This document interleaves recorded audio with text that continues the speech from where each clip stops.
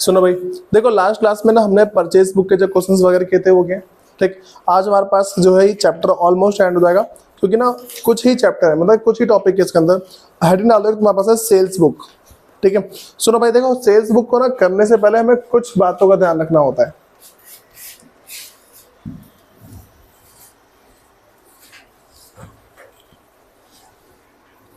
मेरे को ना जो परचेज बुक का फॉर्मेट है उसे स्पीड में देख लो। जो मैं तुम्हें परचेज बुक का फॉर्मेट करवा रखा है, थोड़ा सा देख लो एक बार।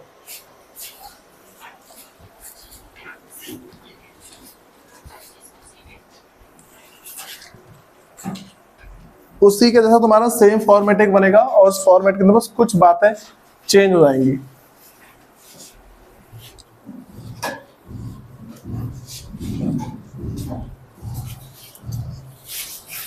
ठीक है, अब सुनो भाई,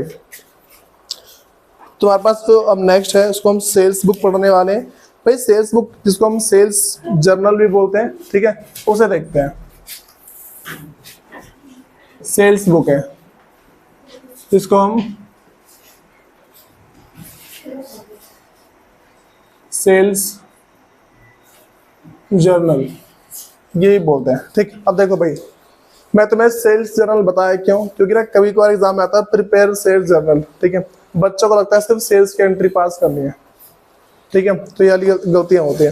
अब सुनो, जो मेरे पास सेल्स बुक है, जो मेरे पास सेल्स जर्नल है, इसमें करना कुछ नहीं। तो जिस तरीके से हमने परचेज बुक में सिर्फ परचेज की एंट्री की थी, जो सिर्फ मेरे पास क्रेडिट पे है, ठीक है, जो सिर्फ उधार वाली एंट्री है, हमें वो करनी है। और किस चीज की एंट्री भाई, जो मेरे पास गुड्स की है, ठीक है, जिससे जो हम ट्रेड कर रहे हैं। ठीक है, तो पहले तो मैं इसका नॉर्मली फॉर्मेट बता रहा हूँ।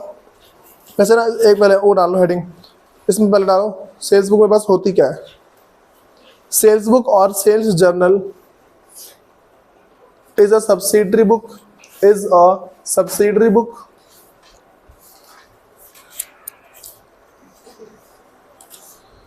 or special journal in which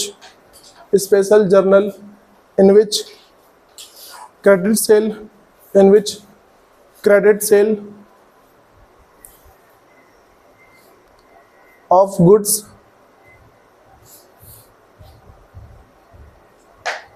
delayed in by the firm are recorded. Goods deal, ठीक है, पहले देखो डील, लास्ट में टी लगा दो। In by the firm are recorded, delayed in by the firm are recorded. Firm ने जो भी सेल्स करी है, ठीक है, किसके बेसिस भाई, क्रेडिट बेसिस पे, ठीक है, उधार के बेसिस पे जो भी सामान बेचा है ना, उन सबको सिर्फ रिकॉर्ड करते हैं। नॉर्मल सी बात बोलो, मेरे पास जो कैश ट्रांजेक्शन है उन पर रिकॉर्ड नहीं किया जाता। ठीक, देखो अब तुमने भाई क्या ध्यान रख के चलना है, तुम्हारे एग्जाम में एमसीक्यू आएंगे। एमसीक्यू के अंदर तुम्हारे पास लिखा हुआ होता है कि बच्चों बताओ कि मेरे पास जो सेल्स बुक है, रिकॉर्ड ओनली, एक आएगा सिर्फ कैश ट्रांजेक्शन, ठीक है, एक आएगा क्रेडिट ट्रांजेक्शन, ठीक है, मेरे पास बैंक ट्रांस आएगा बोथ, या फिर बोलेगा कि ऑल, मतलब कि एक ट्रांजेक्शन। तुम्हें याद रखना पड़ेगा भाई, इसके अंदर मेरे पास क्या होती है, सिर्फ जो मेरे पास क्रेडिट की ट्रांजेक्शन है सिर्फ उसको रिकॉर्ड करते हैं। ठीक है, अब सुनो अगली स्लाइड डाल लो, features of sales book.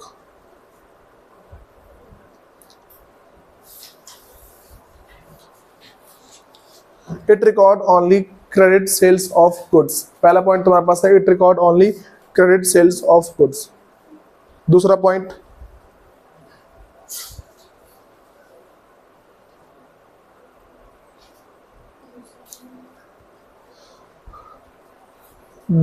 Point है credit sale of item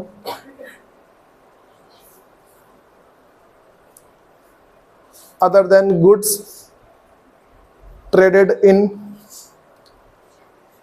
in or sale of item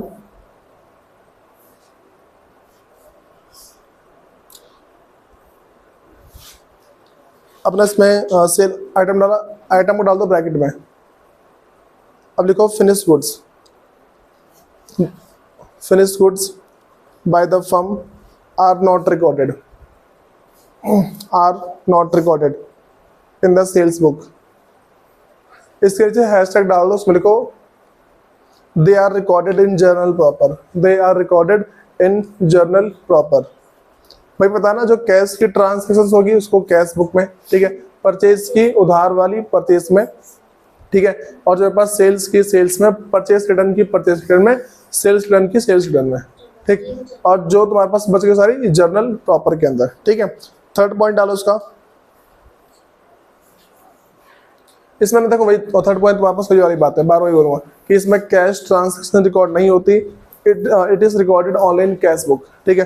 fourth point तुम्हारे पास है भाई, इसमें लिखो कि entries are recorded on the basis of invoice. ध्यान रखे चलना, इस पॉइंट को याद कर लेना, तुम्हारे पास एमसीक्यू में जरूर आएगा, इस वाले पॉइंट को डालो इंपॉर्टेंट, जो लास्ट का पॉइंट है, क्योंकि इनवॉइस के बेस पे तुम्हारा एमसीक्यू तुम्हारे पास आएगा, उसमें लिखा आएगा कि sales transactions are recorded on the basis of this this this and this, चार चीजें आती है, तुम याद रख के चलना है इनवॉइस इनवॉइस, ठीक है।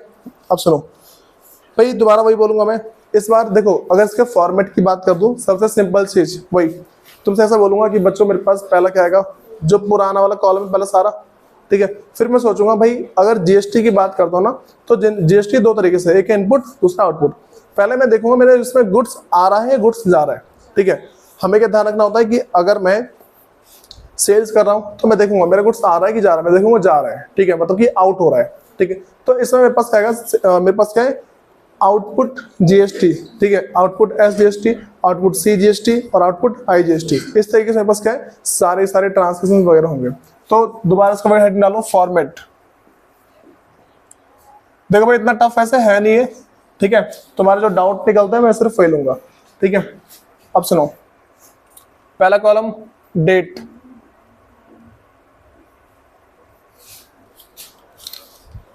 Particular invoice number,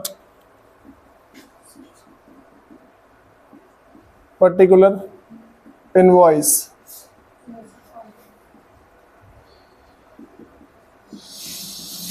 invoice number, ledger follow, ठीक है।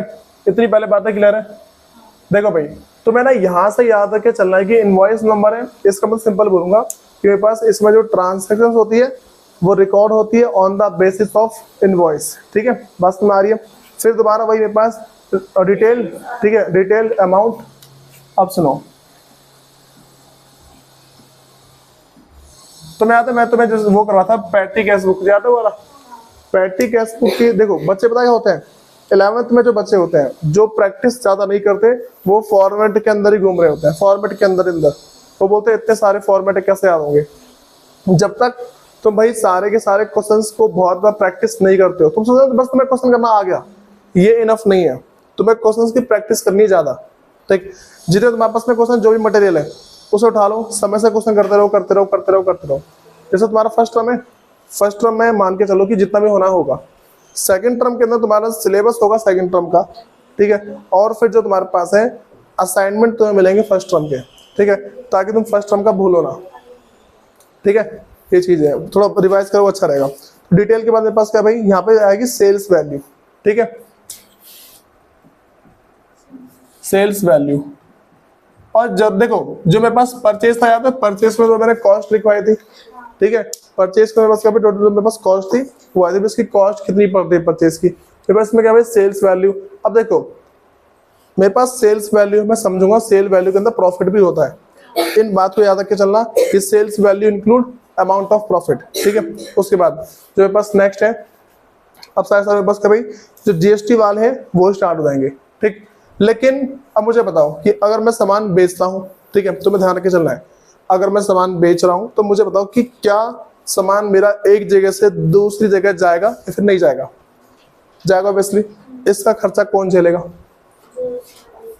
देखो नॉर्मली अगर मैं ऑनलाइन सेलिंग की बात करूं, सुनो ऑनलाइन सेलिंग की बात करूं तो कस्टमर से हम बोलते हैं बेटा तेरे 40 रुपए डिलीवरी चार्ज है, ठीक है, तो हम लेंगे तो उससे, ठीक है। लेकिन हम ना बहुत बार ये मान के चलते हैं, देखो जैसे मान लो मैंने 4 ट्रांजेक्शन करी, ठीक है, तुमने कभी कभी देखो फ्री डिलीवरी बोलते ना, ऑन अबव 499, ठीक है, 500 तक का अगर तुम लेते हो तो फ्री डिलीवरी है, ये बातें होती है। अब सुनो, कभी कभार जब हम फ्री डिलीवरी दे रहे होते हैं इसका मतलब क्या है, हम अपने दोस्त पैसा लगा रहे हैं, ठीक, हम ना अपने प्रॉफिट के हिस्से में से पैसा लगा रहे हैं, ठीक है, ये नॉर्मल सी बातें होती है। अगर प्रॉफिट की तरफ से पैसा लगाते हैं इसका मतलब क्या है, मेरे पास जो फ्राइट चार्जेस है जाएगा, ठीक है, जो डिलीवरी चार्ज, देखो डिलीवरी चार्ज है कस्टमर के लिए, ठीक, हमारा क्या फ्राइट चार्जेस।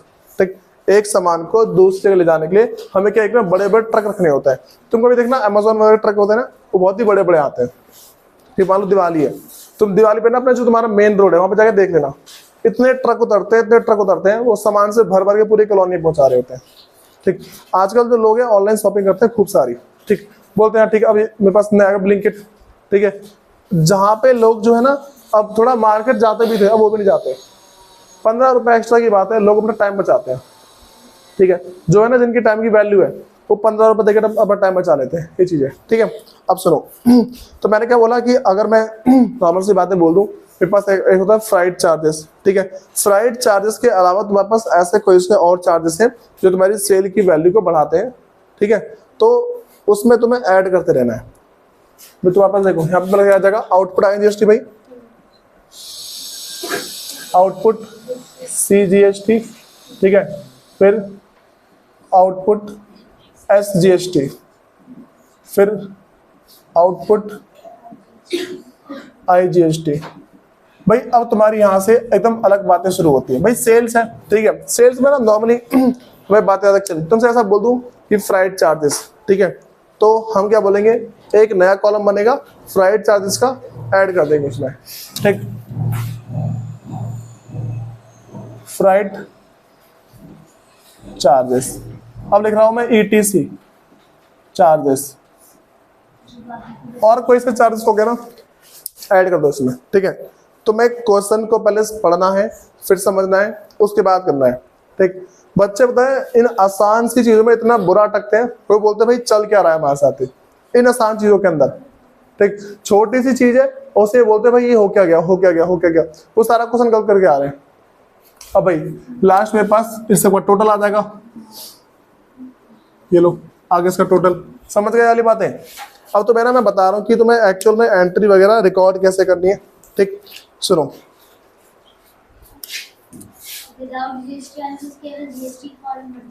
हाँ हाँ हाँ हाँ हाँ, और सारे तुम्हारे पास रहेंगे रहेंगे।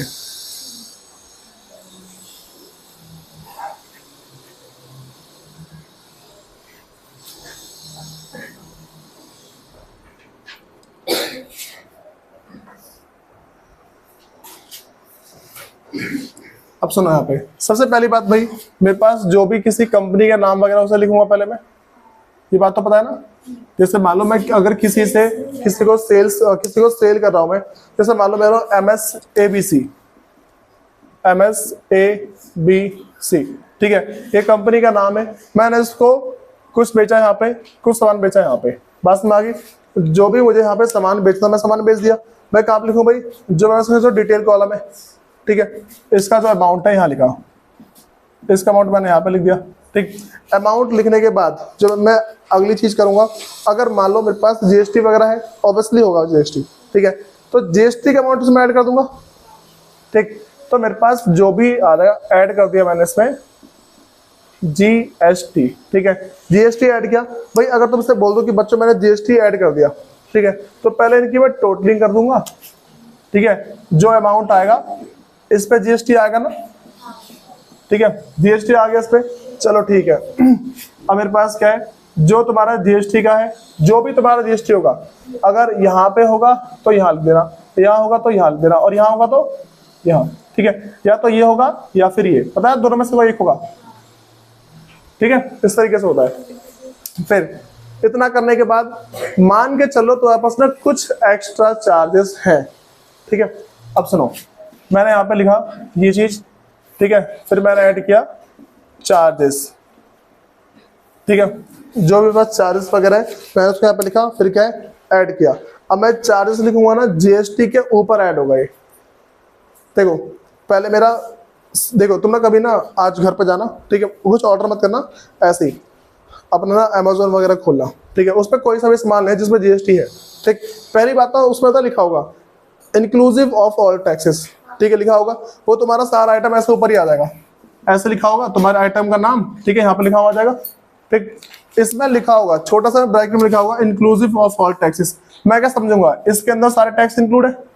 ठीक है, अब वो बोलेगा कि भाई साहब बात ऐसी है, तुमने 200 रुपए का सामान ऑर्डर किया है, ठीक है, तो हम यहाँ पे तुमसे ले रहे हैं डिलीवरी चार्जेस, ठीक है, वो कर देगा ऐड।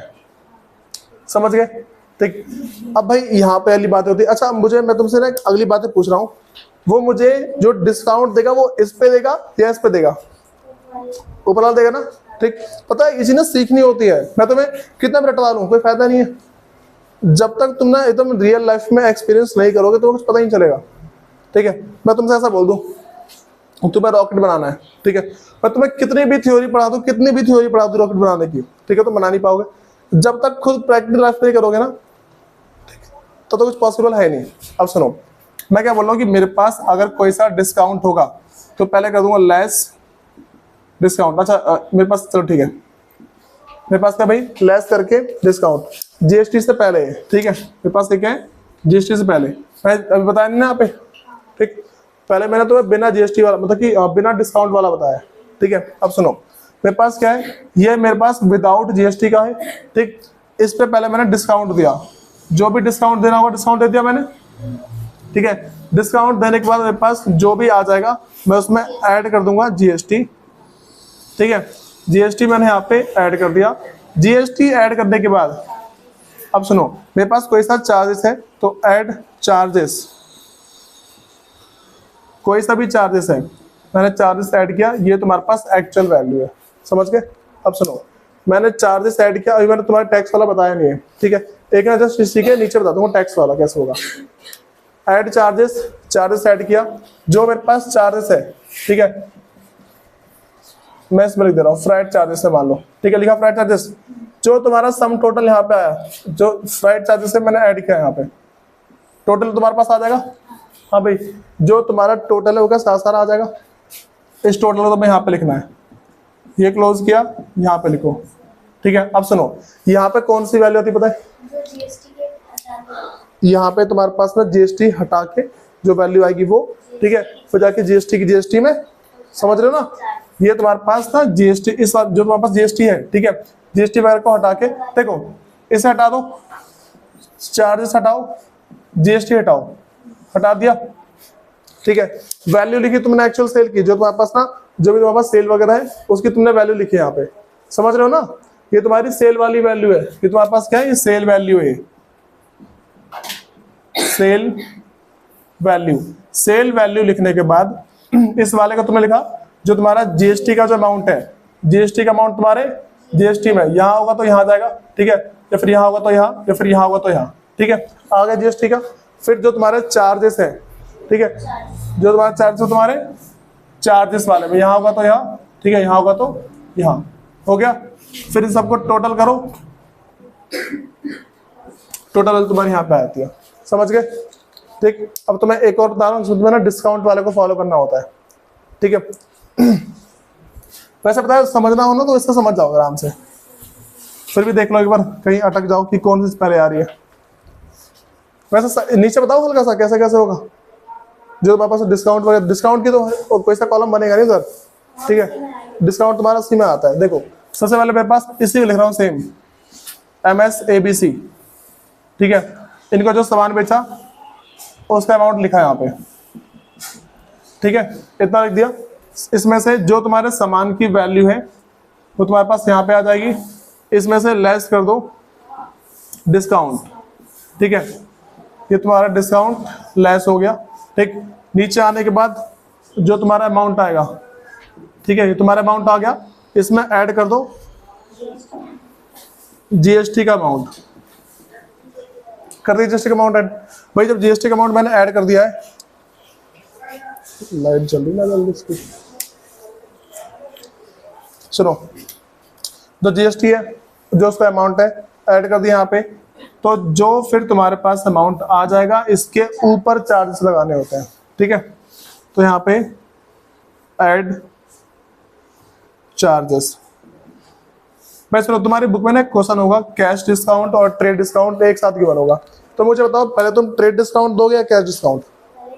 पहले ट्रेड जाता है। ठीक है, इन बातों को मैं तुम्हें पहले बताया था कि जब भी हम डिस्काउंट की बात करते हैं, ठीक है, तो बाद तुम्हारा ट्रेड डिस्काउंट जाएगा, उसके बाद तुम्हारा कैश डिस्काउंट है। ठीक है, इसके जो तुम्हारे क्वेश्चन हो जाएंगे, भाई ये अगर तुम्हारा हो गया ना, तो परचेज रिटर्न और जो सेल्स रिटर्न है उसमें कुछ भी नहीं है। ठीक है, लेकिन मैं एक बात बोलूंगा कि मुझे बताओ, अगर परचेज रिटर्न है, ठीक है, उसमें जीएसटी मेरे पास रिवर्स होगी, ठीक है। देखो पहले मैंने परचेज किया, ठीक है, तो इनपुट जीएसटी आया होगा, वो रिवर्स हो जाएगा, आउटपुट नहीं होगा वो, ठीक है, वो रिवर्स होगा, ठीक है, वो जब कराऊंगा तब बताऊंगा, ठीक है। ये सारी बात समझ आ रही है, इसे नोट डाउन कर लो एक बार।